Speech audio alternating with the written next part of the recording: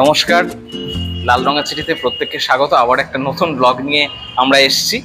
আজকে আমরা যাব জাতির প্রকৃত জনকের বাসভবনে। ঠিকই ধরেছ, নেতাজি সুভাষচন্দ্র বসুর এলগিন রোডের বাড়িতে আজকে আমরা যাব। তবে প্রথমেই বলে রাখি যে নেতাজি ভবনের একেবারে ভেতরে, মানে গাড়ি বারান্দা ছাড়া দোতলায় বা তিনতলায় ভেতরে ক্যামেরা অ্যালাউড নয়। সুতরাং আজকে আমাদের ব্লগের কিছু সীমাবদ্ধতা আছে, কিন্তু সেই সীমাবদ্ধতা ছাড়াও যতটুকু তোমাদের দেখানো সম্ভব আমরা দেখাবো। এবং সেই বিখ্যাত গাড়ি, অর্থাৎ যাকে নিয়ে একটা প্রচলিত গল্প কথা আছে, সেটা সত্যি না মিথ্যে সেটা তোমাদের পরে বলবো। সেই গাড়িটার কথা তোমরা প্রত্যেকে জানো, এবং সেই গাড়িটা নেতাজি ভবনের একেবারে প্রাঙ্গণে রাখা আছে, এবং সেই গাড়িটাও আজকে তোমাদের দেখাবো। তো এখন আমরা কোথায় দাঁড়িয়ে আছি? আমরা এখন আছি সেন্ট্রাল মেট্রো স্টেশনে। এখান থেকে আমরা যাব রবীন্দ্র সদন। রবীন্দ্র সদন মেট্রো স্টেশনে নেমে সেখান থেকে হাঁটা পথ। তো তোমরা সেখান থেকেই আসো না কেন, রবীন্দ্র সদন মেট্রো স্টেশনে নামতে পারো। সেখান থেকে নেমে তারপরে কিছুটা হাঁটলে আমরা নেতাজি ভবন পৌঁছে যাব। নেতাজি ভবন মেট্রো স্টেশনও আছে, কিন্তু যারা একদম ভবানীপুরের কাছাকাছি থাকে তারা অবশ্যই নেতাজি ভবন মেট্রো স্টেশনটা ধরো। আমরা এগোতে এগোতে কথা বলি। কিন্তু অন্যান্য জায়গা থেকে যারা আসবে তারা কিন্তু নেতাজি ভবনে না নেমে রবীন্দ্র সদন মেট্রো স্টেশনে নামবে। কারণ নেতাজি ভবন থেকে নেতাজি ভবনের যা দূরত্ব, রবীন্দ্র সদন থেকে দূরত্বটা কার্যত অর্ধেক। সুতরাং আমরা রবীন্দ্র সদন মেট্রো থেকে নেমে সরাসরি নেতাজি ভবনে পৌঁছে যাবো, মিনিট 10 হাঁটা পথ। তো চলো, আবার দেখা হচ্ছে।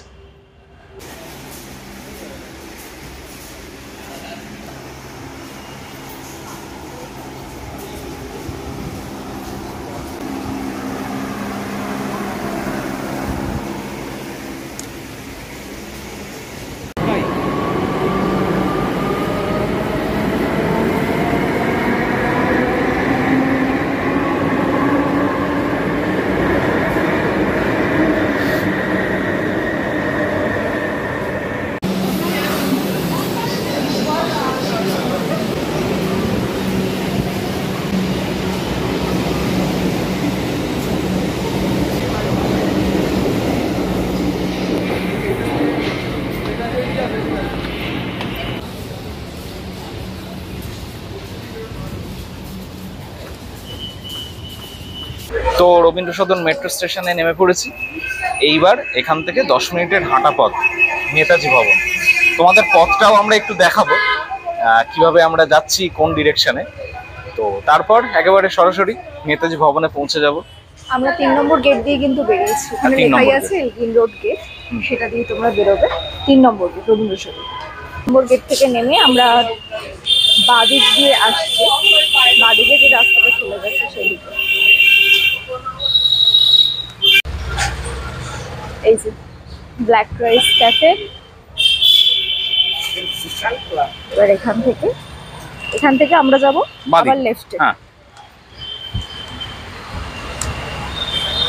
এই সুন্দর মতো ক্যাফেটা, এই ক্যাফেটার পাশ দিয়ে যেতে হবে।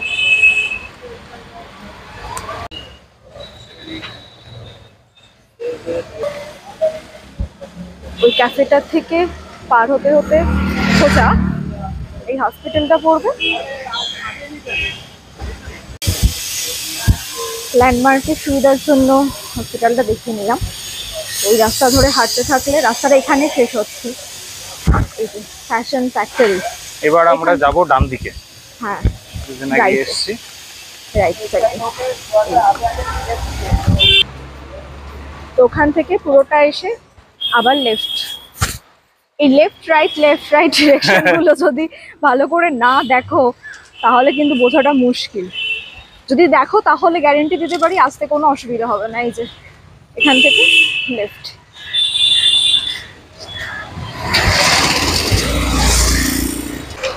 তো নেতাজি ভবনে যতবারই আসি মনে হয় কিরকম একটা তীর্থ দর্শনে আসছি।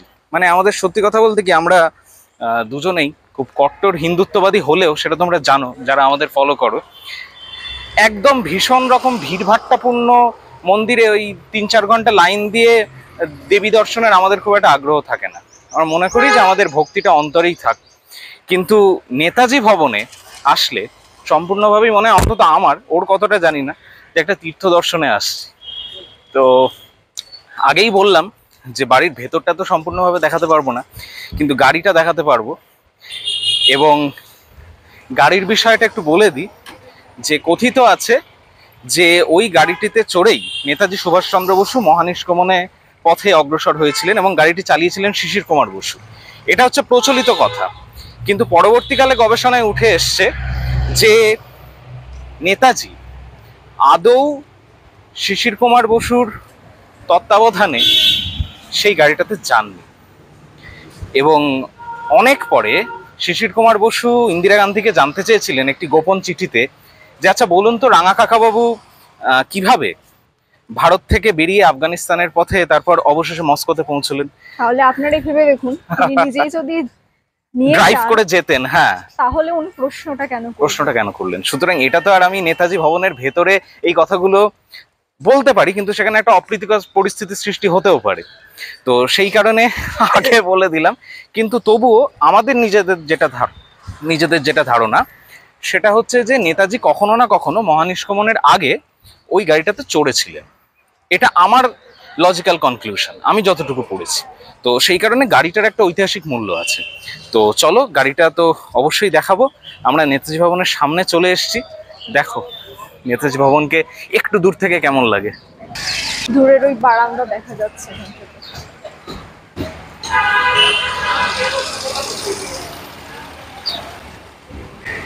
কিছুদিন আগেই আমরা আমাদের আজাদ হিন্দ ফ্রন্টের সমাবেশ উপলক্ষে 23শে জানুয়ারিতে এখানে এসছিলাম।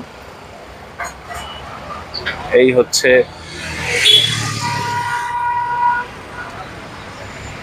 বারান্দা।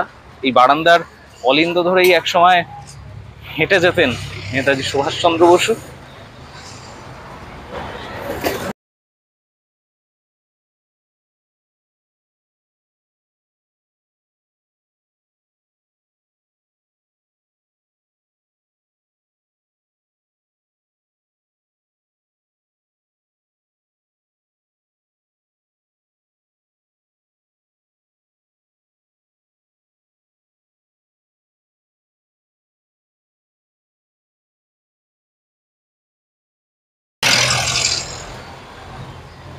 আমরা এবার সরাসরি ঢুকে যাচ্ছি মূল প্রবেশপথ দিয়ে নেতাজি ভবনের অভ্যন্তরে। ঢুকেই একেবারে ডান দিকে টিকিট কাউন্টার পড়বে এবং এখানে প্রকাশনা সংস্থাও আছে। যদিও বলে রাখি সবই শিশির কুমার বসুর এবং সুগত বসু, কৃষ্ণা বসু এদেরই বই, খুবই আশ্চর্যজনকভাবে। তাই কিনবেন কিনা প্রত্যেকে দেখে নেবেন, কিন্তু আমরা শুধু তথ্যগুলো জানাচ্ছি। এবং টিকিট হচ্ছে অ্যাডাল্ট 40 টাকা, ছোটদের জন্য 20 টাকা। এবার এখান থেকে টিকিট কেটে তারপর দোতলায় উঠতে হয়।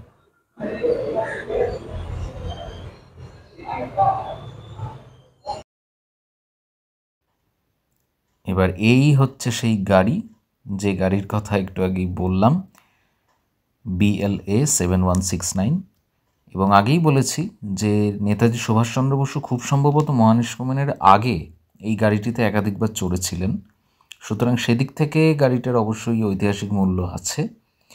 কিন্তু মহানিষ্ক্রমণ নিয়ে যে গল্পটা বলা হয়, এখানেও দেখতে পাচ্ছেন যে লেখাটা আছে ফলকে, সেই মহানিষ্ক্রমণের কাহিনীটা কিন্তু পরবর্তীকালে যথেষ্ট সন্দেহের সৃষ্টি করে যে আদৌ শিশির কুমার বসু তার রাঙা কাকাবাবুকে চালিয়ে নিয়ে গেছিলেন কিনা।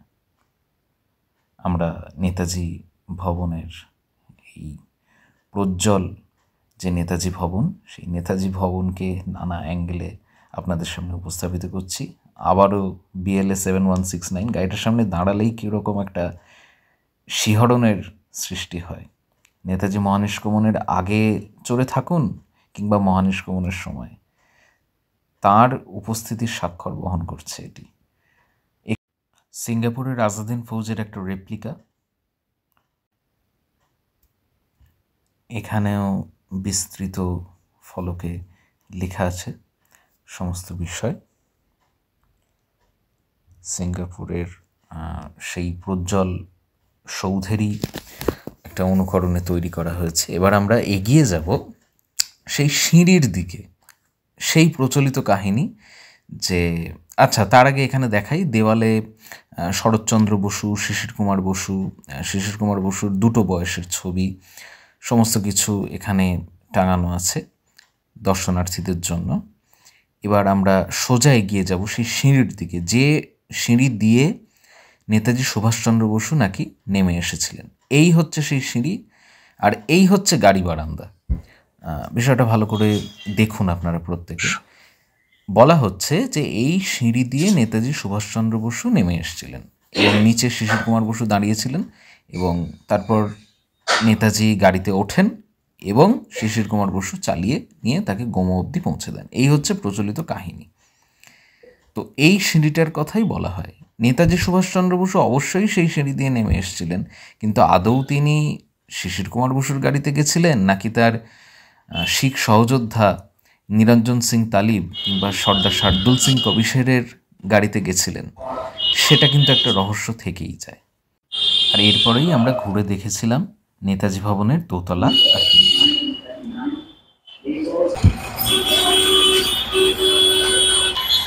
তো নেতাজি ভবনকে পেছনে ফেলে আবার ফিরে যাচ্ছি আমাদের দৈনন্দিন জীবনে। তো ভিডিওটা কেমন লাগলো সেটা তো তোমরা অবশ্যই বলবে। তবে আমরা সবসময় যেটা বলে থাকি, আমরা পলিটিক্যালি কারেক্ট থাকার জন্য তো ভিডিও করি না, আমাদের যেটা সঠিক বলে মনে হয় আমরা সেটা বলি। সুতরাং গাড়ি নিয়ে যা বলার সেটাও বললাম। আর পরিশেষে আরও একটা কথা, সেটা বিভিন্ন ইউটিউব চ্যানেলের মধ্যে দিয়ে যাতে সরকারের কাছে পৌঁছে যায়, সেই কারণে আমরা বলছি যে নেতাজি ভবনকে অবিলম্বে সরকারিভাবে অধিগ্রহণ করা হোক, কারণ এটা জাতীয় সম্পত্তি। নেতাজির বংশধর হিসেবে পরিচয় দিয়ে যারা বর্তমানে এখানে অবস্থান করছেন, সুগত বসু আর সুমন্ত্র বসু, তারা বারংবার নেতাজিকে কিন্তু অকাল মৃত বলে প্রমাণ করতে উদ্যোগী হয়েছেন, যার পর নাই। সুতরাং যারা নেতাজিকে অকাল মৃত বলে প্রমাণ করতে চান কোনো প্রমাণ ছাড়াই, তাদেরকে আমরা গ্রহণযোগ্য ব্যক্তি বলে মনে করি না। সুতরাং তাদের হেফাজত থেকে সরিয়ে এনে নেতাজি ভবনকে পূর্ণ মর্যাদায় সরকার অধিগ্রহণ করুক, এটা সরকারের কাছে আমাদের একটা দাবি থাকবে। তো কেমন লাগলো? আমার কেমন লাগলো বলতে, ইতিহাসকে ছুঁয়ে দেখা শব্দটা যারা উপলব্ধি করতে পারে তারা হয়তো আমার কথাটা বুঝতে পারবে ঠিক কতটা ভালো লেগেছে। কিছু তথ্য সেখানে ভুল থাকতে পারে, যা হোক এটা তো সত্যি যে সেই বাড়িতে একটা সময় তিনি থাকতেন। হ্যাঁ। সেই বাড়ির সিঁড়িতে, সেই বাড়ির সিঁড়ির রেলিং এ, বারান্দায়, প্রত্যেকটা জায়গায় একটা সময় ওনার উনি হেঁটে চলে বেরিয়েছেন। বা যেটা মহানিষ্ক্রমণের সিঁড়ি বলা হচ্ছে, সেখানে মহানিষ্ক্রমণ সেই পথ দিয়ে তিনি করুন বা না করুন, সেই পথ দিয়ে তো তিনি কয়েকশো বার হেঁটে চলে বেরিয়েছে।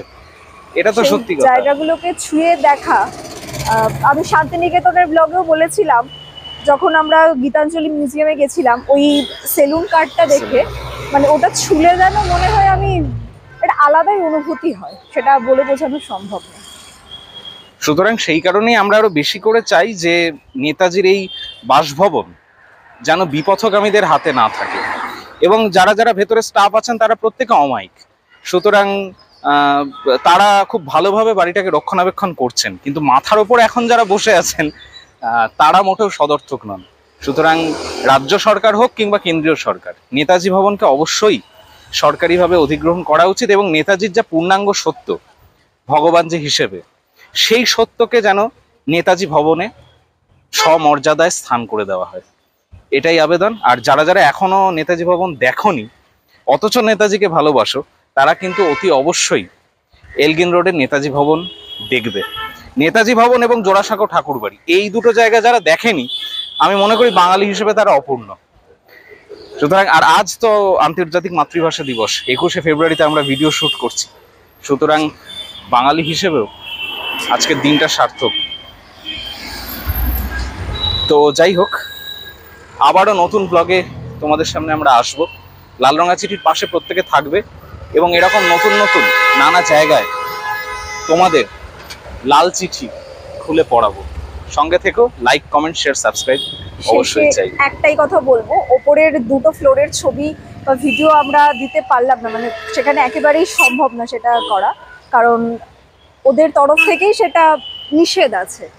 তো ঠিক আছে, কোনো ব্যাপার না, যেটুকু দেখিয়েছি সেটুকু তো তোমরা দেখলে, বাকিটা তোমরা স্বয়ং এসে দেখবে। আশা করি ভীষণ ভালো লাগবে। তাছাড়া গুগলে নেতাজির এত ছবি এখন প্রকাশিত হয়ে গেছে, সুতরাং ছবি না দেখাতে পারাটা খুব একটা আফসোসের বিষয় না, কিন্তু বাড়িটা দেখানো এবং ওই রহস্যময় গাড়িটাকে দেখানোই কিন্তু একটা অত্যন্ত উপভোগ্য ব্যাপার, এবং ইতিহাসকে ছুঁয়ে দেখা, যেটাও বললো। গাড়ির ভেতরটা দেখছিলাম, তো একটা অন্যরকম অনুভূতি। সেখানে নেতাজি সেই গাড়ি চড়ে 1941-এ বেরোন বা না বেরোন, সেই গাড়িতে তিনি তার আগে চড়েছিলেন। সুতরাং প্রত্যেকে অবশ্যই নেতাজি ভবন ঘুরেছে।